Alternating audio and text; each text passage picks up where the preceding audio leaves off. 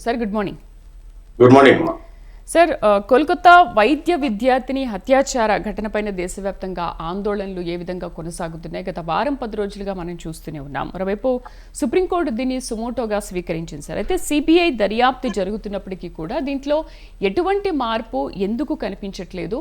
అయితే సుప్రీంకోర్టు దీన్ని సుమోటోగా అసలు ఎప్పుడు స్వీకరిస్తుంది సార్? అంటే మనకి ఒక రకంగా దేశంలో వివిధ హాస్పిటల్స్ లో పనిచేస్తున్న వైద్య సిబ్బంది మొత్తం కూడా నిశ్చేష్టులయ్యి వాళ్ళ భద్రత పట్ల ఆందోళనతో వాళ్ళ రోడ్డెక్కే పరిస్థితి. మనం మహిళల మీద అఘాయిత్యాలు, మైనర్ బాలికల పట్ల అసభ్యంగా ప్రవర్తించడాలు, లేకపోతే పసిపిల్లల దగ్గర నుంచి వృద్ధుల వరకు అత్యాచారాలకు గురవుతున్న సంఘటనలు ప్రతినిత్యం అదొక అంటే ఇవాళ ఎట్లయిపోయిందంటే పేపర్ లో ఆ క్రైమ్ పేజ్ అనేది ఎవరో కొద్ది మంది తప్పితే దాన్ని చూడటానికి కూడా చాలా క్యాజువల్ అయిపోయింది. మన లైఫ్ లో ఒక పార్ట్ అండ్ పార్సల్ అయిపోయింది. ఇవన్నీ సమాజంలో నిత్యకృత్యమే కదా, మనకు ప్రతిరోజు ఎదురవుతున్న సంఘటనలే కదా అనే పరిస్థితులు. అంటే మన స్కిన్ కూడా అంత మొద్దుబారిపోయింది అనమాట. కొన్ని ఇష్యూస్ చాలా క్యాజువల్ గా, అంటే ప్రతిరోజు మేము వార్తలు ఫాలో అయ్యే వాళ్ళకైతే ఓహో ఈ రోజు ఏం జరగలేదా అనుకునే పరిస్థితులకి దిగజారిపోయాం. మన సమాజం అటువంటి పరిస్థితులు ఎదుర్కొంటా ఉంది. ఇటువంటి పరిస్థితుల్లో ఎప్పుడో ఒక్కొక్క సంఘటన దేశవ్యాప్తంగా సంచలనాత్మకంగా అందరినీ కలిపి సంఘటితంగా ఒక ఉద్యమ కార్యాచరణ వైపు అడుగులేయించడం, ఒక నిర్భయ ఇన్సిడెంట్, ఒక దిశ ఇన్సిడెంట్, లేదు ఇప్పుడు కోల్కతాలో జరిగిన ఆగస్టు 9వ తారీఖు ఆర్జికర్ హాస్పిటల్లో జరిగిన జూనియర్ డాక్టర్ అత్యాచార ఘటన. వాస్తవంగా మనం గమనించుకుంటే ఈ మధ్య కాలంలోనే సిరీస్ ఆఫ్ ఇన్సిడెంట్స్ గురించి మన ప్రాంతంలో కూడా వింటా ఉన్నాం. కాకపోతే ఏమవుతుందంటే అన్ని దీని అంతటి లైమ్ లైట్ లోకి రావు. ఏదేమైనా సరే ఇప్పుడు ఈ డాక్టరు అమ్మాయి నైట్ టైము స్టడీ రూమ్ లో చదువుకుంటా ఉండగా ఇంత దారుణ అత్యాచారానికి గురై హత్యగా పట్టడం, అది కూడా హింసింపబడి కళ్ళల్లో గాజు పెంకులు, చేతులు విరిచేయటం, కాళ్ళు విరిచేసేయటం, ఎంత క్రూరత్వాన్ని ప్రదర్శించారు. అంటే వాడు ఆ సంజయ్ రాయ్ అనే వాడిని ఒకడైతే అరెస్ట్ అయి ఉన్నాడు. ఇప్పుడు ఇది ఈ జరిగిన సంఘటన తీవ్రత దృష్ట్యా, లేదు మనకు సోషల్ మీడియాలో సర్క్యులేట్ అవుతున్న పోస్ట్ మార్టం రిపోర్ట్ లోని అంశాలు అని చలామణి అవుతున్న అంశాలతోటి నిన్న కోల్కతా నుంచి ఖండించారు. వాస్తవంగా పోస్ట్ మార్టం రిపోర్ట్ లో ఈ సోషల్ మీడియాలో సర్క్యులేట్ అవుతున్న వాస్తవాలు లేవు.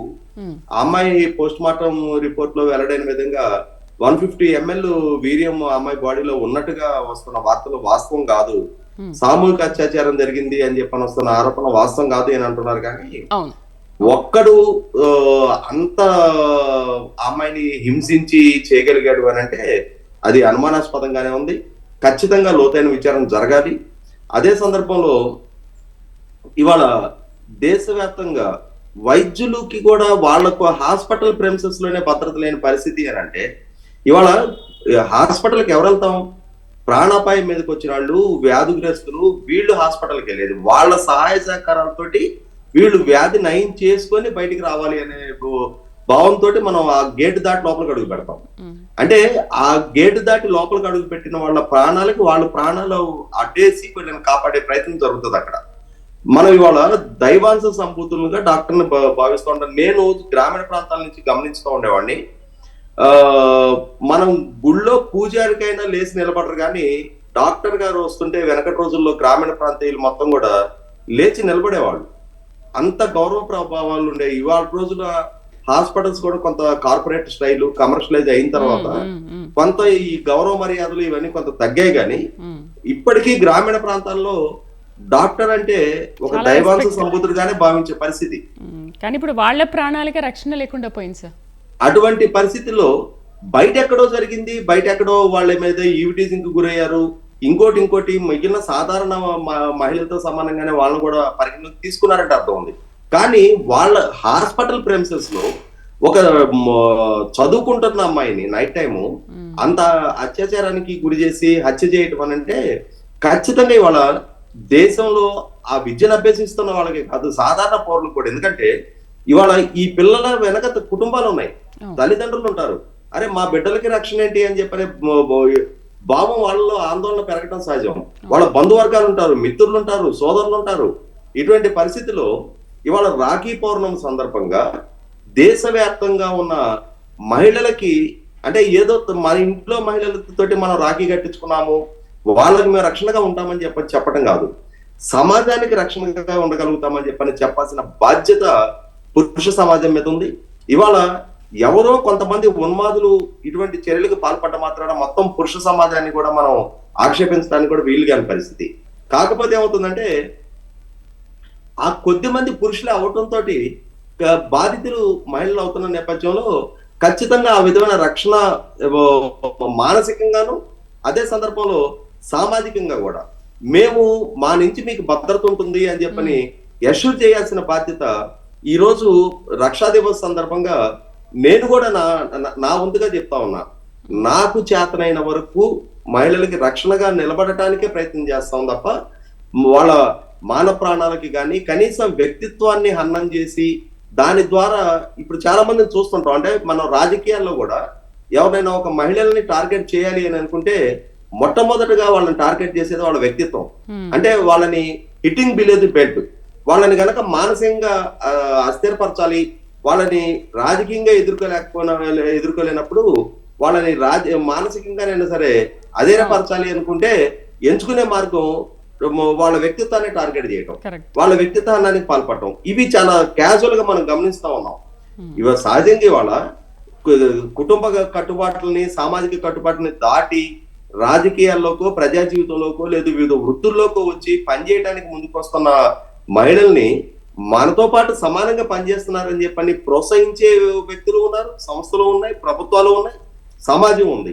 అదే సందర్భంలో ఇటువంటి వాళ్ళ మీద ఈ విధమైన ఉన్మాద దాడులకు పాల్పడుతున్న వ్యక్తులు కూడా ఉంటున్నారు.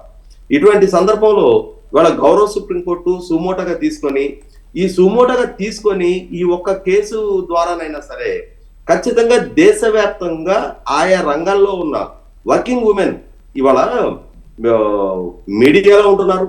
మీరు అర్ధరాత్రి బులెటిన్స్ రిలీజ్ చేయాల్సి ఉంటుంది, మీరు నైట్ టైం వర్క్ చేయాల్సి ఉంటుంది, వివిధ పరిశ్రమల్లో పనిచేసే వాళ్ళు ఉంటారు. అంటే అన్ఆర్గనైజ్డ్ సెక్టర్ నుంచి ఆర్గనైజ్డ్ సెక్టర్ వరకు అన్ని స్థాయిల్లో వర్కింగ్ ఉమెన్ కి ఈ సవాల్ ఉంది, ఈ సమస్య ఉంది. ఇటువంటి పరిస్థితుల్లో ఖచ్చితంగా వారి భద్రతకి కావాల్సిన కట్టుదిట్టమైన చట్టాలు చాలా ఉన్నాయి, చాలా అమల్లోకి తీసుకొస్తా ఉన్నారు. దానికి సంబంధించి అంటే ప్రాపర్ మానిటరింగ్ ఏజెన్సీస్ ఉన్నాయి. ఇంకా ఇటువంటి అగాత్యాలు జరుగుతానే ఉన్నాయి అని అంటే వీటిని అన్నిటినీ దాటిన మరింత కఠినమైన చట్టాలు రావాల్సిన అవసరం ఉందా, సర్వేలెన్స్ పెంచాల్సిన అవసరం ఉందా, లేదు అటువంటి ఇవాళ ఏదో కలకట్టాలో ఒక ఇన్సిడెంట్ జరిగింది కాబట్టి అని చెప్పని 4 రోజులు మీడియాలోనో సోషల్ మీడియాలోనో హైప్ లేదు తీసుకొచ్చి దాన్ని నలుగురు మాట్లాడుతున్నారు కాబట్టి మనం కూడా మాట్లాడాలనే ఒక ప్యాషన్ గా కాకుండా ఖచ్చితంగా ఆ సమస్య మూలాల్లోకి వెళ్ళి అది అక్కడ పరిమితం అయిపోతుంది సార్. ఎందుకంటే నిర్భయ చట్టం వచ్చింది, లేకపోతే దిశ చట్టం వచ్చింది, దాదాపు 10-15 ఏళ్ల నుంచి ఇలాంటి ఘటనలు ఇన్ని జరుగుతున్నప్పటికీ కూడా, ఇంత మేజర్గా జరుగుతున్నప్పటికీ కూడా కొత్తగా 4 చట్టాలు కూడా వచ్చాయి. బట్ ఈ 4 చట్టాల్లో అయినా మహిళల భద్రత విషయంలో చట్టం తీసుకురావాలి, అమలు చేయాలని కూడా మహిళలు చాలా మంది కోరుతున్నారు. ఇక్కడ కూడా నిమ్స్లో కూడా చాలా మంది పోరాటం చేశారు, ఖచ్చితంగా అమలు చేయాలి అని చెప్పి. అయినప్పటికీ కూడా ఎందుకు ఈ విషయంలో సీరియస్నెస్ కనిపించట్లేదు అంటారు? సిబిఐ దర్యాప్తు జరుగుతున్నప్పటికీ కూడా ఎటువంటి మార్పు ఎందుకు కనిపించట్లేదు? సో ఎందుకు దీన్ని సిబిఐ దర్యాప్తు జరుగుతున్నప్పటికీ ఆ విషయంలో ఆ సీరియస్నెస్ సిబిఐకి లేదని చెప్పి సుప్రీంకోర్టు వరకు వెళ్ళిందా? అది ఒకటి వాస్తవం అమ్మా. ఇప్పుడు సిబిఐ దర్యాప్తులో అంటే ఇప్పుడు మనకి నిన్న కలకటా నుంచి వాళ్ళు విడుదల చేసిన బులెటిన్ ప్రకారం ఏంటి అంటే ఇప్పుడు సోషల్ మీడియాలో సర్క్యులేట్ అవుతున్నట్టుగా పోస్ట్ మార్టం రిపోర్ట్ లో తేడతెల్లం అయినవి అని చెప్తున్నది ఫేక్ వార్తలు అని చెప్పని ఆ వార్తలు ప్రమోట్ చేసినందుకు కొంతమంది మీద అక్కడ కేసెస్ బుక్ చేయడం జరిగింది. అంటే ఇటువంటి సెన్సిటివ్ సిచ్యుయేషన్ లో అటువంటి వార్తల ద్వారా దేశవ్యాప్తంగా మరింత సెన్సేషనలైజ్ చేయాలని చెప్పని చేసే ప్రయత్నం కూడా సహేతుకం కాదు. అంటే ఇన్సిడెంట్ ని ఇన్సిడెంట్ గా చూడాలి, దానికి పాల్పడిన వాళ్ళని ఐడెంటిఫై చేయాలి, వాళ్ళని శిక్షార్హులు చేయాలి. కానీ దీని ద్వారా వీరైన తాత్కాలిక ప్రయోజనం, తాత్కాలిక ప్రచారం పొందాలని కొంతమంది ఇటువంటి ప్రయత్నాలు చేయాల్సిన అవసరం కూడా లేదు. అదే ఎందుకంటే ఇప్పుడు ఎంత అమ్మాయికి జరిగిన నష్టం మనం వెనక్కి తీసుకురాలేం, ఆ ప్రాణాన్ని వెనక్కి తీసుకురాలేం, ఆ పోయిన గౌరవ మర్యాదల్ని వెనక్కి తీసుకురాలేం, ఆ కుటుంబం అనుభవించే జీవితకాలపు వేదన కడుపు కొత్తని మనం వెనక్కి తీసుకురాలేం. ఖచ్చితంగా అటువంటి సంఘటనలు పాల్పడ్డ వాళ్ళని కఠినంగా శిక్షించాలి. అదే సందర్భంలో భవిష్యత్తులో ఇటువంటి సంఘటనలు ఇంకొక హాస్పిటల్లోనో, ఇంకొక వైద్య కళాశాలలోనో, లేదు ఇంకొక వర్కింగ్ ప్లేస్ లో, అది any sort of working place, పంట పొలాల్లో జరగడానికి ఆస్కారం ఉంది, స్కూళ్లలో జరుగుతా ఉన్నాయి, కాలేజీల్లో జరుగుతా ఉన్నాయి, వర్కింగ్ ప్లేసుల్లో జరుగుతా ఉన్నాయి.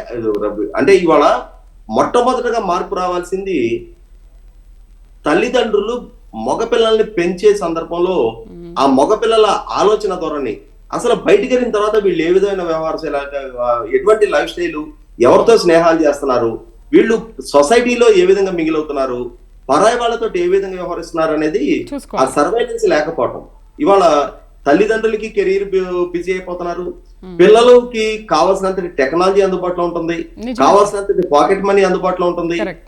ఒకనాటితో కంపేర్ చేస్తే ఇవాళ ఒక రకమైన విశృంఖలత్వం పెరిగింది. అదే సందర్భంలో టెక్నాలజీని అద్భుతంగా సద్వినియోగం చేసుకొని అద్భుతంగా కెరీర్ నిర్మాణం చేసుకుంటున్న వాళ్ళు ఉన్నారు. ఈ పెడదోరణ పడుతున్నది అంటే చాలా నెగ్లిజిబుల్ పర్సంటేజ్. కానీ అటువంటి వాళ్ళ మూలన వాళ్ళు వాళ్ళ సమాజానికి ఒక పీడకల్లాగా తయారవుతున్నారు. అటువంటి వాళ్ళు చేసే ఈ విశృంఖల చర్యలకి వాళ్ళ సమాజం బలవుతుంది, ఎవరో కన్న తల్లి బిడ్డలు బలవుతా ఉన్నారు.